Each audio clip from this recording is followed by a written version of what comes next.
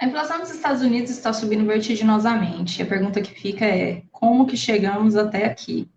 Meu nome é Cidênia, sou economista e analista da Central do REIT, e no vídeo de hoje eu vou comentar um pouquinho com vocês sobre o papel que a política de afrouxamento quantitativo teve sobre os resultados atuais e como não é uma boa ideia investir nos REITs de mortgage, né, nos REITs de papéis.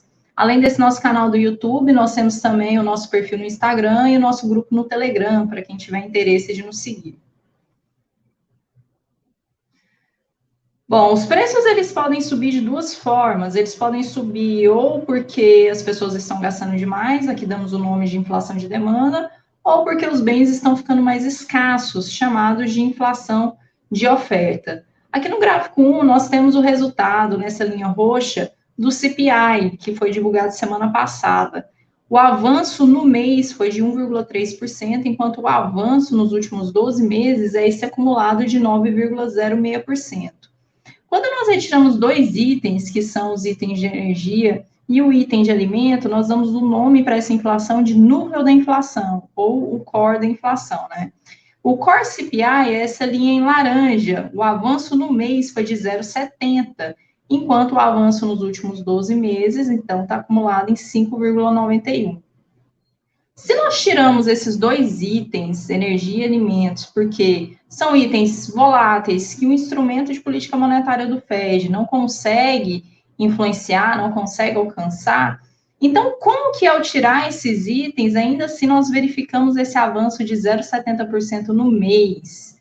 Alguns atribuem essa inflação à política de flexibilização quantitativa que o Fed começou a empreender ainda lá na época do subprime, mas que teve um efeito mais importante sobre a inflação agora já durante a pandemia. Essa flexibilização quantitativa, ou quantitative easing, consiste na compra de títulos de longo prazo para aumentar a oferta de moeda. Então, basicamente, é um aumento do balanço do Fed através do aumento dos seus ativos. O Fed compra os ativos e, em troca, né, coloca essa liquidez na economia. Aumenta, então, a oferta monetária. Essa oferta monetária ela pode ser medida ou pelo agregado M1, agregado M1 sendo o dinheiro mais o depósito à vista. Esse dinheiro, esse agregado M1 é aquela liquidez mais imediata da economia. E o agregado M2 é esse agregado M1 mais os depósitos de poupança, depósitos de mercado monetário, enfim, títulos de curto prazo. Esse gráfico, nós podemos ver o balanço do Fed, o seu total de ativos, a partir de 2004. Essa primeira imagem aí no gráfico, que ela está em cinza, mostra a recessão ali da época do subprime. Como vocês podem ver, o balanço ele era constante, não tinha nenhum aumento, e ali, durante a crise do subprime, o Fed lançou mão dessa política.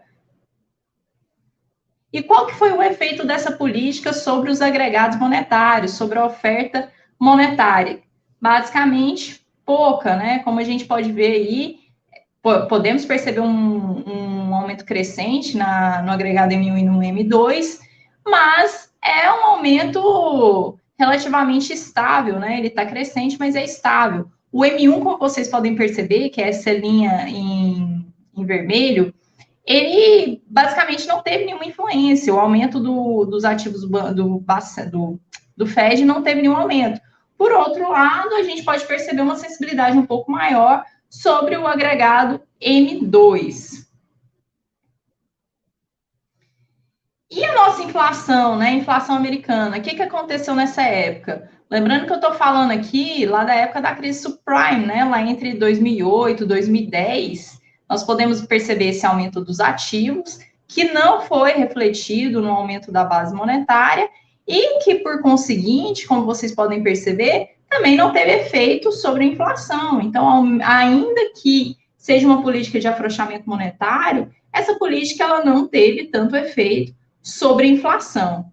Em 2008, quando o Fed percebeu que as taxas de juros elas próximas a zero, elas não surtiriam efeito, não seria suficiente para tirar a economia da queda livre que ela se encontrava, ele começou a comprar esses títulos de longo prazo, e em alguns desses títulos são títulos de hipotecas, alguns não. diversos, né? Porque aumentou substancialmente o balanço do Fed com títulos de hipoteca. Essa foi a forma que o Fed encontrou, como eu disse, para injetar liquidez na economia, que permitia que os bancos fizessem mais empréstimos.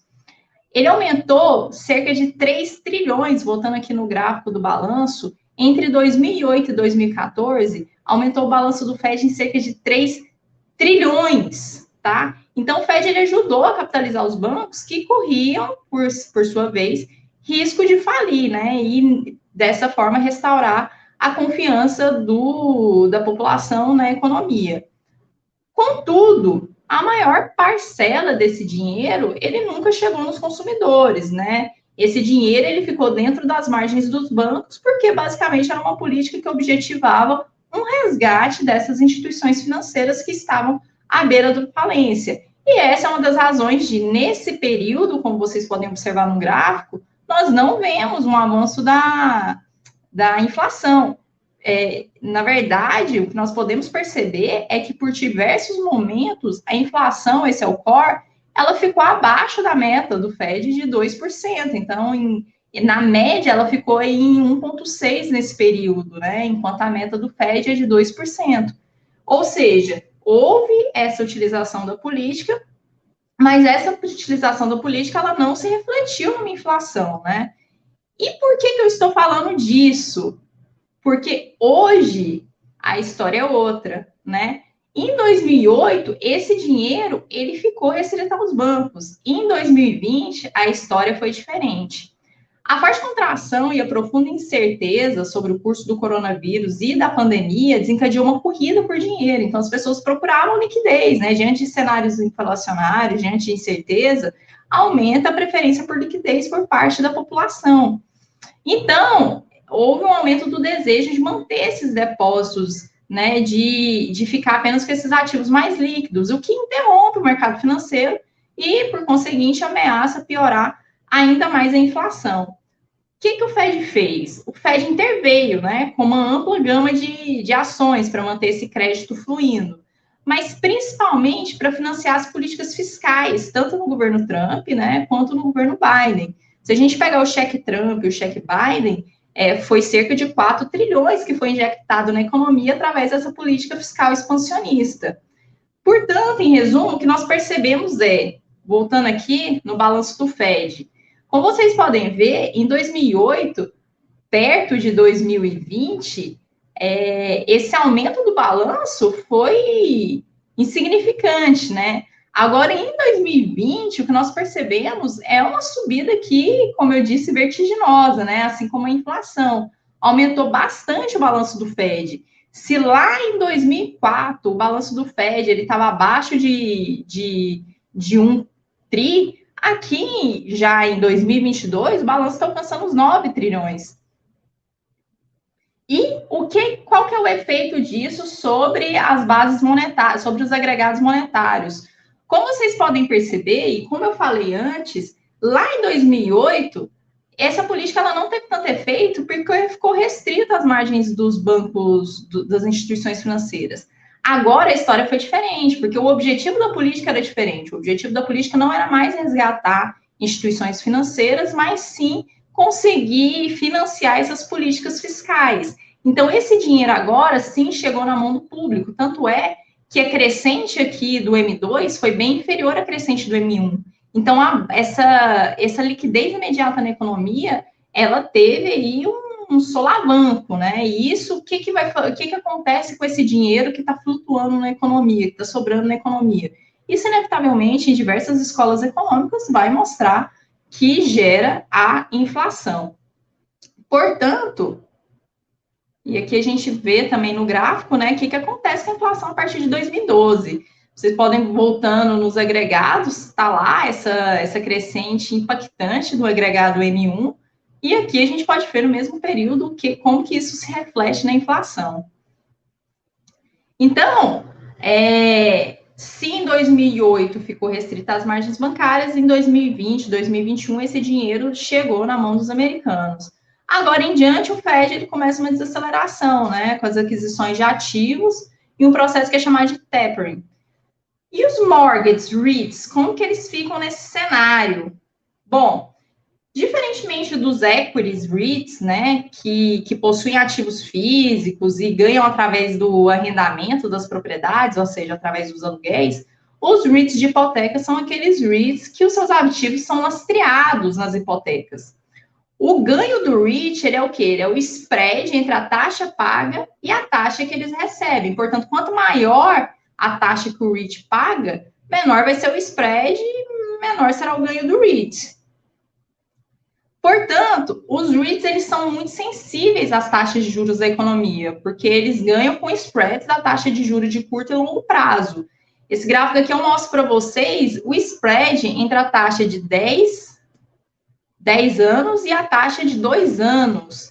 A gente vê aí um período em que a taxa de juros cai, né? Que foi ali na época no início da pandemia, que a taxa de juro, o limite inferior ele chegou a zero, né? E aí a gente pode ver que há um aumento desse spread, né? Entre a taxa de 10 anos, entre o rendimento do tesouro de 10 anos e o rendimento do tesouro de 2 anos. À medida que esse spread vai se reduzindo, então que essas curvas vão se juntando, né, vão ficando cada vez mais próximas, indica que o cenário já é um cenário de recessão, né? Então, o que nós temos aqui é que quando a curva se inverte, isso é um sinal que o mercado está esperando recessão. Lembrando que a curva de longo prazo, o governo ele não tem acesso, ele não consegue manipular essa taxa. O que ele consegue ter acesso é sobre as taxas de curto prazo. E espera-se que essa taxa de longo prazo ela vai ficar ali entre 2,5% e 3%. Não pode aumentar muito também, senão isso onera demais o pagamento da dívida por parte do governo americano. Então, como a gente pode ver nesse gráfico aqui, à medida que o spread aumenta, nesse gráfico de cima eu tenho o mesmo gráfico anterior, né, mostrando o spread entre essas duas taxas de juros, e na parte de baixo eu tenho mostrando 2 yields de 2 REITs de hipoteca. O que nós vemos aqui é que à medida que o spread aumenta, o yield está aumentando, né? Por outro lado, o yield dos REITs de mortgage ele vai reduzir à medida que o estreitamento dessas curvas de juros torna o spread dos REITs menor, o que reduz os seus rendimentos. Em resumo, os investidores mais desavisados, eles compram esses REITs, né, sem se dar conta de que a tendência natural é que o dividendo vai cair no curto e no médio prazo, para se adequar ao nível que os REITs consigam pagar, né? Já que os REITs de hipoteca, eles trabalham principalmente com taxas de juros flutuantes.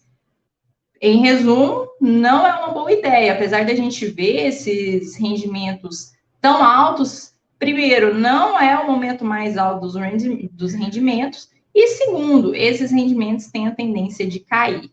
Espero que tenham gostado desse vídeo, um abraço e até a próxima.